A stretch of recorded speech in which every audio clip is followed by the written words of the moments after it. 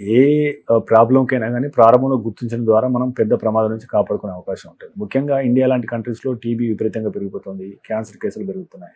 So, స్పైన్‌కు ఆనుకొని cancer కణితి లేదా టీబీ గనుక ఫార్మ్ అయితే, సో, దాన్ని మనం ప్రారంభంలోనే ఎలా గుర్తించాలి? లక్షణాలు ఎలా ఉంటాయి? డెఫినెట్‌గా సివియర్ పెయిన్ రావడము. అండ్ ఇంకెక్కడైనా ట్యూబర్క్యులోసిస్ ఉందనుకో, ఊపిరితిత్తుల్లో టీబీ ఉంది. సో, వాళ్ళకి వెంటనే పెయిన్ ఎక్కువొస్తుంటే we have to suspect tuberculosis ఏమన్నా వచ్చిందా అని. సో, ఇట్లాంటివి ఏందంటే మనం ఎంఆర్ఐస్ గానియండి, ఎక్స్‌రేస్, ఎంఆర్ఐస్ మెయిన్‌గా ఎర్లీగా చేయించుకున్నట్లయితే we can identify the disease. TB గానీ, ఇన్ఫెక్షన్స్ గానీ most of the times antibiotics తగ్గిపోతాయి. యాంటీ ట్యూబర్క్యులోసిస్ మెడికేషన్స్‌తో గానీ, యాంటీబయాటిక్స్ గానీ తగ్గిపోతాయి.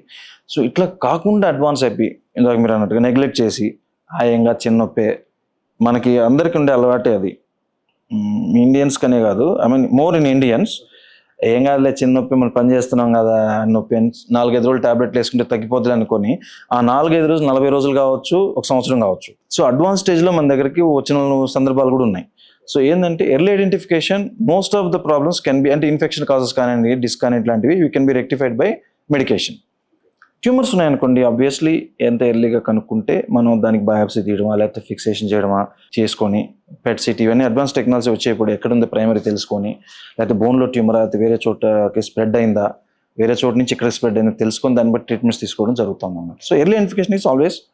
So we have to, back pain వచ్చింది, ఇందాక మనం చేసుకున్న రాడిక్యులర్ పెయిన్స్ వస్తున్నాయి, మనకి చిన్న చిన్న మందు, మన రోజు చిట్కాలు తగ్గట్లేదు, డాక్టర్ దగ్గరికి వెళ్ళే మందులు వాడడం తగ్గట్లేదు అంటే మాత్రం డూ ఇన్వెస్టిగేషన్.